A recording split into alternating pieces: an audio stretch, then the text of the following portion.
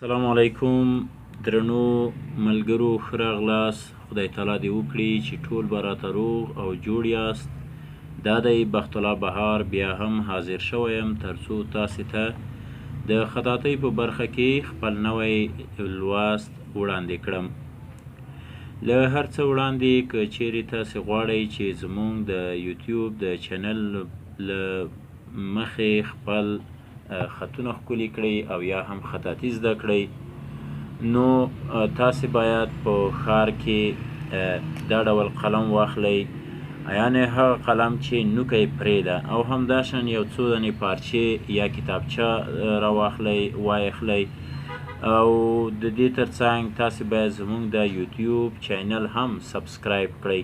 که چیرې تاسې زموږ د یوټیوب چینل سبسکرایب کړ، تاسې به وکولی شئ چې زموږ لوستونه له اپلوډ کولو څخه وروسته په لومړنیو دقیقو کې وګورئ او یو څه ورڅخه زده کړئ.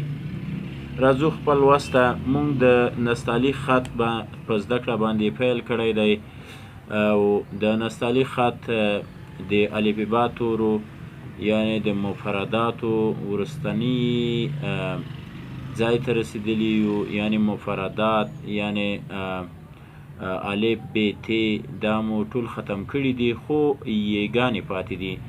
موږ په نستعلیق خط کې دوه ډوله یګانې لرو، یو په کوچنی ځای کې استعمالیږي، یو په لوی ځای کې. یعنې کله چې موږ ساحه کوچنی لرو، ځای کم وي، نو یو ډول یې استعمالیږي، او که چیرې ساحه لویه وي نو بیا کوچنی یې نه کاروو، بلکې اوږدوالی ورکوو، یو بل ډول یې د هغه بیا کاروو. راځو د خپل لوست باندې پیل کوو.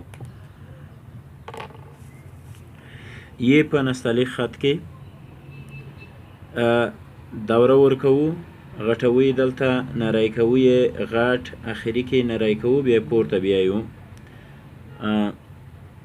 د دغه ځای لرېوالی له دې ځای څخه تقریبا 2.5 ټکي دی، یعنې 2.5 ټکي، 2.5 نقطې، او د دې د اوږدوالی چې دی، یعنې د یې چې دا رقم مزل کوي، دغه 4 ټکي ځي. او همداشان که چیرې موږ پورته چت یې وګورو، یعنې د یې چې دا رقم حرکت کوي، داسې چې ځي، دا باید د 3 ټکو څخه زیات نه وي چې بیا بد ښکاري. راځو د بله یې هم لیکو، یعنې دغه یې هغه یې ده چې که چیرې موږ ځای لوی ولرو باید دا یې وکاروو. په اخري کې نری کوو او قرار یې پورته کوو، او دا یې چې دی د لیکې پر سر لیکلی کېږي، خو فقط په اخري کې پورته کېږي، په اخري کې له لیکې څخه لږ پورته کېږي. او د دغه یې اوږدوالی چې ده له 9 څخه 10 پورې، 10 نه تر 11 پورې، 11 نه تر 12 پورې ټکي لري. دا اوږدوالی دی که 9 ټکي ورکړ، که 10 دی ورکړ، که 11 که 12، هېڅ پروا نه لري. له 9 ټکو څخه کم ټکي مه ورکوه، یعنې له 9 څخه د کم ټکو په اوږدوالي مه جوړوه، او د 12 ټکو څخه د زیاتو د 12 ټکو له اوږدوالي څخه په زیات اوږدوالي مه جوړوئ. او همداشان د دې جګوالی چې ده دا 2.5 ټکي دی، او دغه چې دی دلته کوم ضخامت چې دلته پیدا کوي، یعنې داسې پورته چې بیا ځي، پورته جګیږي، دا 1.5 ټکی دی.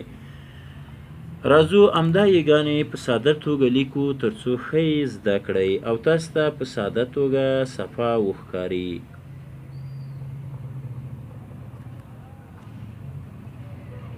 بیا یې درته لیکم، همدا یې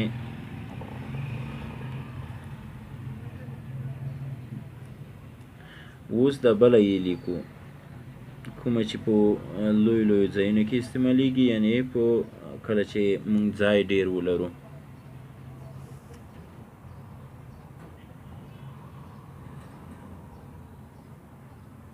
ښه، دا و د نن ورځې لوست چې تاسو ته مې در وړاندې کړ. خدای تعالی دې وکړي چې ډېر تمرین ورباندې وکړئ، ډېر مشق ورباندې وکړئ، او ډېر څه ورڅخه زده کړئ. راتلونکی لوست به مو د بسم الله الرحمن الرحیم په ښکلي شکل لیکلو وي، یعنې راتلونکی شکل به څه وي، بسم الله الرحمن الرحیم په څه ډول ښکلي ولیکو.